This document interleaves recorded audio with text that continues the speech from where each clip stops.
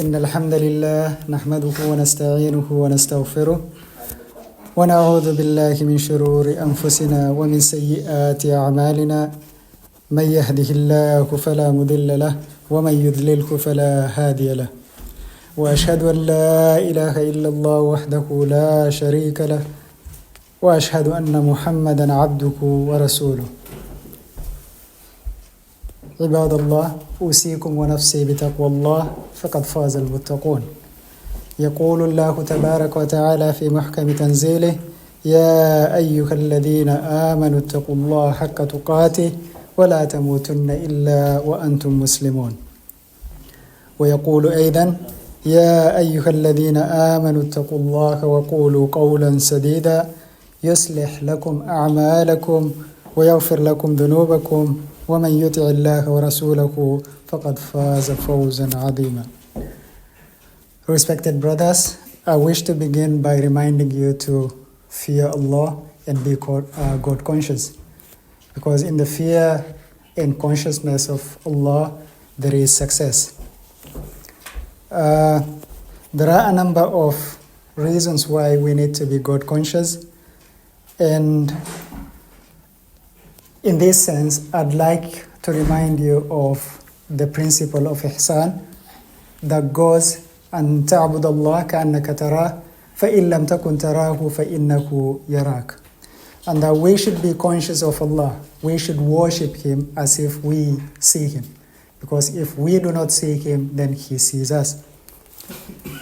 And Taqwa, I want us to imagine that we are temporary residents in dunya, and that we are on transit. And that whenever someone is on transit, they would carry provision. And the best of provision, according to Allah in the Holy Quran, is وَتَزَوَّدُوا فَإِنَّ خَيْرَ الزَّادِ التَّقْوَى. And for your life here, and for your journey on earth, you should get your provision. And the best of provision is taqwa, God consciousness. And He also says in another verse, Inna akramakum indallahi atqakum, and that the best amongst you, the most successful of you, is the one that is God conscious. And so because of this, we need to be God conscious at all times, in all places, and in whatever we are engaged in, and with whoever we are interacting. In this khutbah, I think in one of the impromptu khutbahs that I gave maybe a year ago, I mentioned something, and I would like to repeat this because it is a very important topic. It is important for a number of reasons. Before I say what it is, I want to mention that this topic is surrounded by a lot of stigma. It is something that we wouldn't want to acknowledge we have, but it is something that is quite prevalent and a part of our daily lives. And this is something that is also in a way mentioned in Surah Al-Kahf. And before I forget, I want to remind you to recite Surah Al-Kahf, today being a Friday before the day ends. And this is something that Allah captures in the verse, فَلَعَلَّكَ بَاخِعٌ نَفْسَكَ عَلَىٰ آثَارِهِمْ إِن لَّمْ يُؤْمِنُوا بِهَذَا الْحَدِيثِ أَسَفًا. That perhaps you would lead to your destruction because they do not accept or recognize whatever it is that you are giving to them. And this is mental health issues. We do not, I began by mentioning that this is something that is surrounded by a lot of stigma. No one would want to acknowledge that they are either affected by this or have people that are affected by this in their families or amongst their group of friends. It is also something that we mistakenly think is a reflection of poor or deficiency in faith or iman.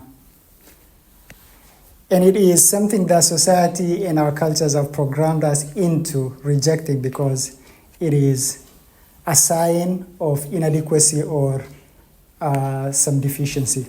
Because no one would want to be seen as mad as dysfunctional, and so on and so forth. But it is real. It is part of our daily lives. And Islam acknowledges that indeed it is. And to capture this so well, there are verses in the Holy Quran about people that go into Jannah. When people get into Jannah, one of the things that they are assured of is وَلَا خَوْفٌ عَلَيْهِمْ وَلَا هُمْ يَحْزَنُونَ, that they would fear or despair no more, and that they would never be anxious or sad. And even the people that go into Jannah are reported to acknowledge this, because they say, and it is captured in the Holy Quran, they thank God. What do they thank God for? أَذْهَبَ عَنَّا الْحَزَنِ, that He took out, removed from our lives, from part of our existence, sadness, despair, anxiety, and frustration. So what does this mean? For as long as we are on dunya, then being anxious, being sad, being mentally sometimes unstable, frustrations is a part of our daily lives. That is what we need to understand. And that is where also God cautions His Prophet ﷺ in the verse that I have just recited. Now, this is a vast topic. It is both, it has a number of causes. I do not want to get into all this now because we do not have the time. We have only a few minutes to spare. But I would like to point out a number of things related to this. And I would use a number of verses from the Quran to highlight this. When we think of mental health issues, what we need to understand is, as Muslims, one of the things that the Sharia is meant to protect is the intellect. The intellect goes beyond just the brain. The intellect that Sharia seeks to protect is what we imagine when we talk of mental health. So, guarding or protecting our mental health is part of what Islam encourages and Islam protects and advises. That is what we need to understand. And when we talk of mental health issues, there are things in our own daily lives that may predispose us to a number of challenges that can impact on our mental health. Some of these, some issues related to mental health may be clinical, may have medical-related causes. A good example is what we call, and this is real here with us, when it is winter and dark, there is winter depression because of lack of vitamin D or inadequacy of deficiency of vitamin D. So there are a number of causes to this. But there are things that we can also manage and can deal with. And this is what I want us to focus on in this khutbah. One, we sometimes suffer or are predisposed to mental health issues because we lack or we seek acceptance and recognition. And this is what that verse captures. The Prophet ﷺ is cautioned that he may lead to his destruction because of the message that he was bringing and imparting it to people. They do not accept this. They do not recognize the truth that he comes with. And as a result, he is getting frustrated and therefore likely to lead to his destruction. And this is what we also experience in our lives. That we are sometimes, after getting accepted by our friends, our peers, our colleagues at work, our family, sometimes we seek recognition for what we do, what we have. And if we do not get this, then we are likely to go or experience mental health challenges. Something else is something the Quran captures in a beautiful verse that goes, الشيطان يعظكم الفقر ويأمركم بالفحشاء والله يعظكم مغفرة منه وفضلا والله واسع عليم. The shaitan promises, keeps us in perpetual fear of lack, inadequacy. Why? Because this is when someone is in fear of, born out of lack, out of inadequacy, they are predisposed to engaging in things that would guarantee that they do not lack. And a good example of what we see some people engage in is, as a result, because they fear poverty, they engage in haram activities to earn a living. They get into drug dealing, pimping, and so on and so forth. So this is a plan and a trick of shaitan. And this is also one reason why people are stingy, because they fear lack and poverty, so they do not give sadaqah. But Allah in the same verse says, yes, shaitan does this, but you should always remember that in spite of this, that Allah promises you wealth, plenty, and contentment. There is also something that is captured in Surah Al-Kahf, and this is what the verse goes, وَلَا تَقُولَنَّ لِشَيْءٍ إِنِّي فَاعِلٌ ذَلِكَ غَدًا. That we have a false sense of independence, that we are in control and in charge of everything. And the reality is we're not. And so when things don't go according to our plan, we always get frustrated as a result. And this is what the verse reminds us. That remember, whatever you plan, whatever you choose to do, always remember that Allah is in charge and is in control. And this is quite significant because even at work, and I think I remember mentioning this example, when you have a boss that would take responsibility for whatever that goes wrong as a result of the things that you are engaged in as part of work, you are relaxed because you know that someone has your back. This is why kids are carefree, because they know their parents have their back. This is why our wives are relaxed, because they know their husbands have their back. There is some stability that comes with this. And this is what we need to remember when we are trying to relate this to our lives and experiences. Something else I need to mention before I wind up is a verse from Surah Al-Kahf that goes, وَلَا تَمُدَّنَّ عَيْنَيْكَ إِلَى مَا مَتَّعْنَا بِهِ أَزْوَاجًا مِّنْهُمْ زَهْرَةَ الْحَيَاةِ الدُّنْيَا لِنَفْتِنَهُمْ فِيهِ. Sometimes we experience frustrations because we look at what others possess. We long for it. We admire.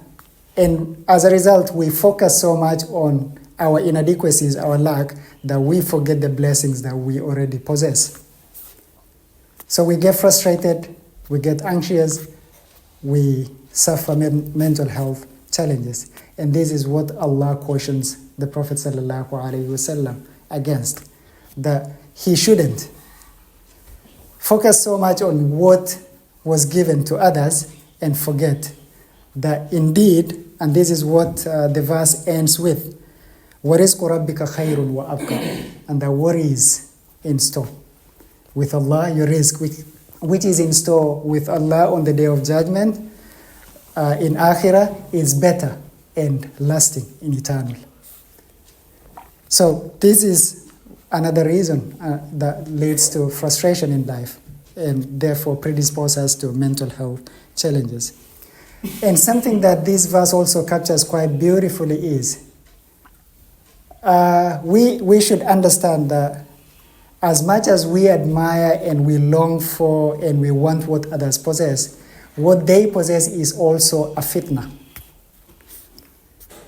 is a challenge, is a trial in some sense. Because people don't get contented and satisfied by what material possessions they have. If indeed people can be free of mental health challenges as a result of material possessions they have, then we wouldn't be having people that we think have it all committing suicide. We wouldn't have people that we think have accomplished everything being sad and be going into depression and drugs and so on and so forth.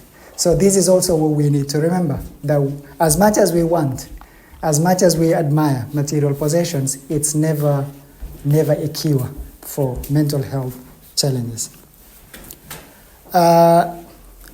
أقول ما تسمعون وأستغفر الله لي ولكم ولسائر المؤمنين والمسلمين فاستغفروه إنه هو الغفور الرحيم وهو البر الكريم.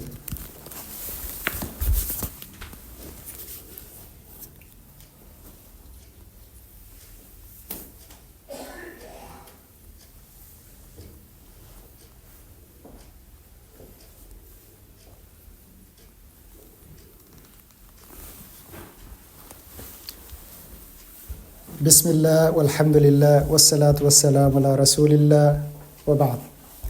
Respected brothers, as I mentioned earlier on, the topic of mental health is quite vast, its cause is quite diverse, and we may not be able to discuss this in one khutbah. I hope we've been able to, in a way, grasp the reality of mental health and appreciate some of its causes. I would like to remind you to give salawat to the Holy Prophet sallallahu alaihi wasallam as Allah ordered in the Holy Quran. إن الله ملائكته يصلون على النبي يا أيها الذين آمنوا صلوا عليه وسلموا تسليما. If I said anything that is right and correct, it is from the teachings of Quran and the Holy Prophet sallallahu alaihi wasallam. If I said anything that is wrong and ignorant, it is out of my ignorance. May Allah forgive me for that. I pray that we are able to hear what is beneficial and learn from it, and understand what is not right and refrain from it.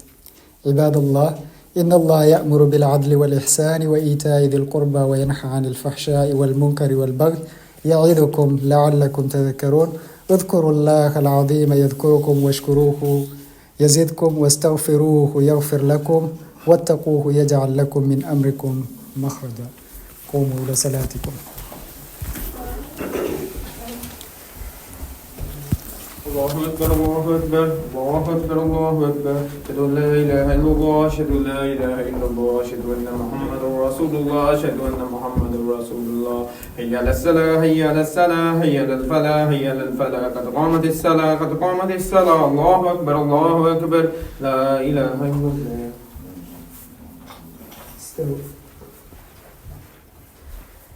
الله أكبر.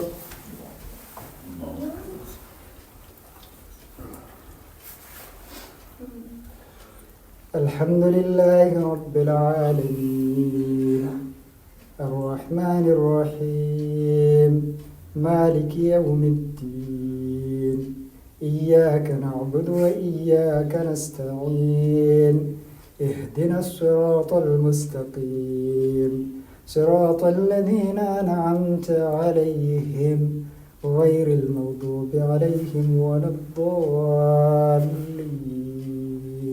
آمين.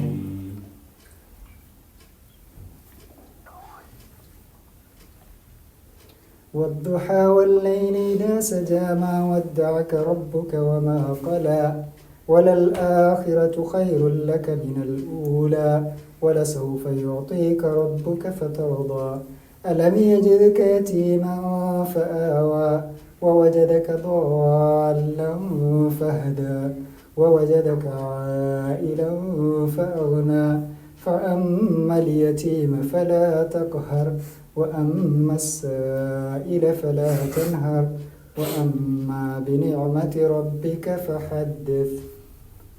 الله أكبر.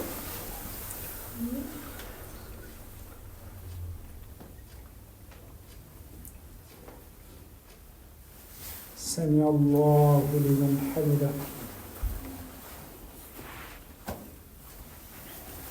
الله أكبر.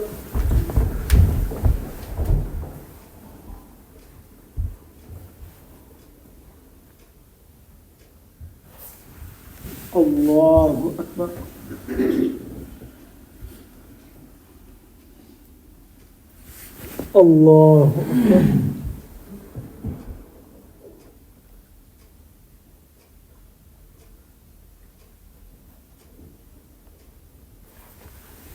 الله أكبر. الحمد لله رب العالمين الرحمن الرحيم مالك يوم الدين إياك نعبد وإياك نستعين اهدنا الصراط المستقيم صراط الذين أنعمت عليهم غير المغضوب عليهم ولا الضالين آمين.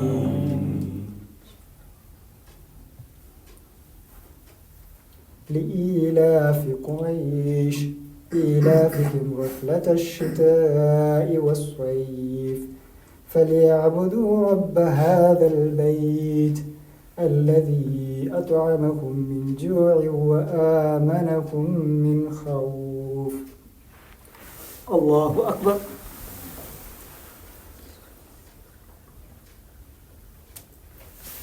سمع الله لمن حمده.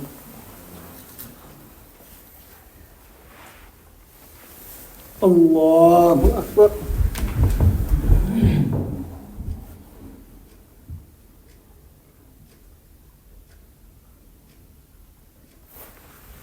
الله أكبر. الله أكبر.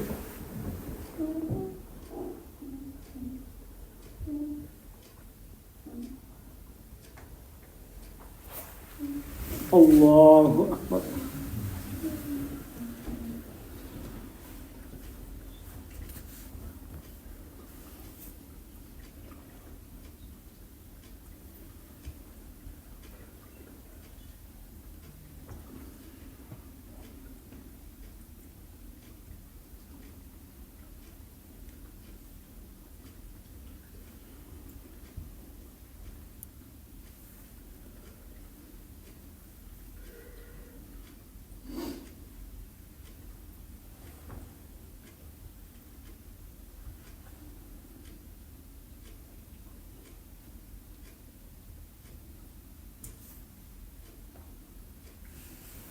السلام عليكم ورحمة الله.